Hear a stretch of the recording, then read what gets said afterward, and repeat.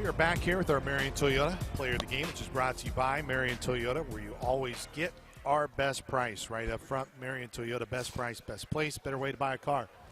Damien Mayo Jr., 5 made threes tonight, 5 of 7 for SIU. He had 5 of the 6 made threes for SIU as a team. 20 points for Mayo, just 2 points shy of his career high that he had earlier this year at High Point, which was all the way. Most of those points, actually all those points at High Point, came in the second half. He shows out in the final 20 minutes of a ball game, just not enough. 68-66 tonight as UIC beats SIU. And, you know, Damien, there's a lot of things that, you know, you look at that sheet that no doubt tell the story of the game. And the biggest area that I know Coach Nagy pointed out, I'm sure you guys as players, was no doubt the rebounding. You know, plus 20 for UIC tonight. That's what kept them in this game, especially a tremendous effort by you guys in the first 20 minutes where you didn't turn the basketball over one time. Yeah. I mean, we came into the game knowing that they're the #1 offensive rebounding team in the conference. And they're actually the worst defensive rebounding team in the conference. And I feel like we got killed on both sides tonight. And it wasn't, me personally, I don't feel like it's anything they did out of the ordinary. That's their identity, just going to crash. And we just ain't come to meet the challenge today. We ain't, you know, come to challenge them on the glass.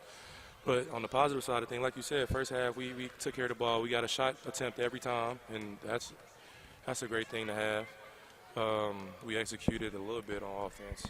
First half, we held them to 27% defense, 27% field goal, and that's great.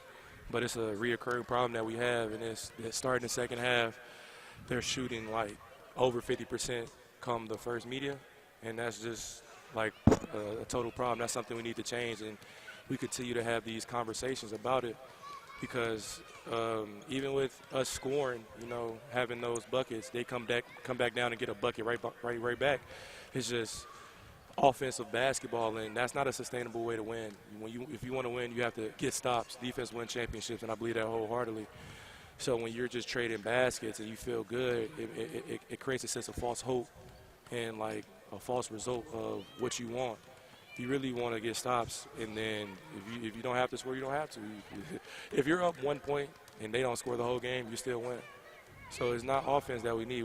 It was the defensive side of things that we needed to change. And this is our second time this year at home in front of the fans, being up 15+ in the second half and end up losing the game. And I feel like that's just a huge disappointment, and just, you know, us not being disciplined during the second half. It's just we get out of character and we do things that, you know, it's just not in our nature. I feel like our first half ball was great. We played a solid 20 minutes as a team, and then second half came as just we got tight. We turned the ball over too many times. We missed a couple, you know, bunnies, layups, and you got tight. So overall, I feel like we just keep having these reoccurring problems that we have to correct, and it comes within first. You know, obviously, Mayo, how important you are to the team, and you want to be out there on the floor, and unfortunately fouled out there in the game. And look, there's going to be calls that go your way. There's going to be calls that don't, and I don't want to put you in that type of position, but just in terms of when you think through, where are you most frustrated, just in the positions that you were in, to just where there was a whistle called on you? I mean, I'll never blame the refs.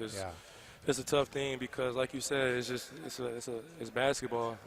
Sometimes it'll go your way, you'll foul, and they wouldn't call it, and then sometimes you'll just be around and it seems like you're the culprit. So it's just a tough break for us. I'm not gonna say the refs was the reason why I got fouled out. I mean, obviously, if they see something, they're gonna call it. So I put myself in that position, which I'm frustrated with myself, and I just got to go back and watch film and, you know, talk to the coaches and just learn when to be more aggressive, when to, you know, back out, especially time and situation, time and score.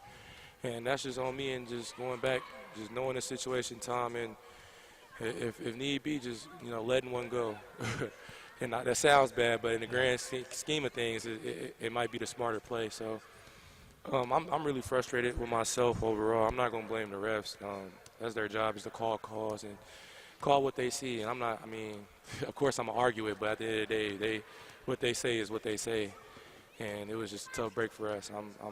I feel bad I couldn't be out there with my guys for the last 4 minutes or so. So it's just a tough one. Damien, in these games, in this stretch of the season, second half of league play, stats like this is very common in a lot of league games. Both teams had 22 made field goals. You guys had 3 more threes, so there's 3 points on the positive side. The difference was the 5 free throws that they made. You guys shot well from the free throw line. They shot better, and they shot more. Yeah. So it comes back to the rebounding in all reality. And one area that I was kind of get with Coach, and I didn't really make my point very well established, but quite frankly, partner, and you're really not only the leader of this team, you're really the leader of these guards. You guys are really getting crushed at the guard spot. They had 6 guards that had offensive rebounds, and that's an area where I hope your eyes look on the film. Yeah. What are your thoughts about your guard crew in terms of in these games? The physicality doesn't just come out of the Ligbay brothers. Physicality's got to come out of everybody that comes into the game. My question after kind of setting you up for that is, do you feel like, look, habits tend to take 31 days to establish. Mm-hmm. It's not to say that you guys don't have habits started, but from a standpoint of giving up 18 offensive rebounds, 6 out of the guards, 6 different guards got offensive rebounds in that game. What's an area where it's really got to get cleaned up going into conference tournament time? I mean, the area we got to get cleaned up is, I feel like everybody has to hit and stick and rebound. Regarding the guards getting offensive rebounds, I mean, throughout the floor game we played a defense where we switch a lot. So a guard will be on a big and a big will be on a guard. So we can't necessarily just blame the guards getting out rebounded because they're in different positions and you really don't know. But overall, it's just across the board. I wouldn't say we all wasn't as physical as we could. Like me included, I only had 1 rebound today, I believe. And that's something that, just out of character. And if I were to blame any guard, I'd blame myself first. Because, like you said, if I'm the leader of the guards and I only had 1 rebound, that's a reflection on me. But don't you guys really operate out as a core? It's not about one guy. Yeah, no one guy, and I'm not blaming anybody. Yeah, no one guy is responsible for anything that happened tonight. But do you feel like that's something you guys yeah. can get cleaned up as a core? Yeah, just everybody, the whole team. We can just, really just.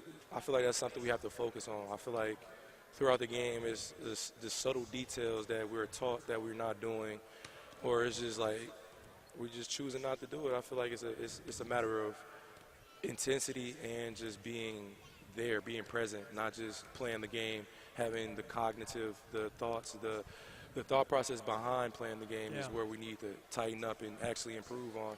Because if we go out there and hoop, we can play with anybody. That's I believe that wholeheartedly. It's the X's and O's of the game where we have to lock in and really concentrate on to win a game, honestly, and get those rebounds, get no turnovers. It really translates to the whole game, not just rebounding. It's just our lack of just being just present in the game. I feel like the first half we played a solid 20. Second half it's like sometimes we're there, sometimes we don't. We'll let something slip and we just act like it's okay. It's not. It's like we need to really go possession by possession, and that's where we're missing it. Damien, to really piggyback and not to nitpick, but obviously, in the first 6 minutes of the first half, you guys didn't have a single rebound. It's kind of one of the rarities. I think Coach calls that timeout about 13 minutes. But now, 13 minutes on, it's completely different for you guys. And look, that's 7 minutes of game time where everybody's going to flash forward to how the game ends. But, if you have a different start there, maybe it doesn't come ultimately down to it. What was frustrating about the start tonight? And it wasn't just, again, on one guy. It was multiple different guys coming in. The most frustrating thing for sure is just knowing what they do and they continue to get it off. Like, if the emphasis was, they're a good rebounding team and we need to just hit and stick, be the presence, bring the fight to them. And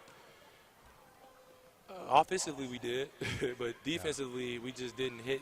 We didn't rebound. And we gave them too many chances early. Like, I feel like they set the tone for the game. Just them getting 10 rebounds and us having 0, that's just unheard of. That's uncalled for, and it was crazy. But the most frustrating thing is knowing their greatest strength and just letting them continue to just do it. Look, it obviously hurts when you're not on the floor at the end of the game, so it's hard to really talk about it. But again, another scoring drought to end the game. UIC went on a 14-2 run over the last 6 minutes of the game, and you guys didn't get a point for the last 3 minutes of the game. Again, multiple different guys that are in those situations, and they're not all the same, when you look at all the different games. But this is kind of another one where, man, that scoring drought has just come at a really bad time. Yeah, David. I mean, it's just us being players. I feel like at the end of the game, sometimes we get tight. We don't play loose. So that translates to us, missing the shots we supposed to make. The easy layups that we had, the open shots that we usually make. Is just we was tight, and then piggybacking on just letting them score at will. It's like if our offense is bad, we need our defense to be good, and when our defense is average and our offense is bad, it's just bad all over. So the last 6 minutes, I know for sure we're gonna watch film over it and just see what we can do better, the easy shots that we did miss, and just the execution down late. Appreciate it, man. Thank you. Thanks, Damien. It was Damien Mayo. Join us, our Marion Toyota player of the game. Again, the final score, UIC wins at 68-66 here inside Banterra Center.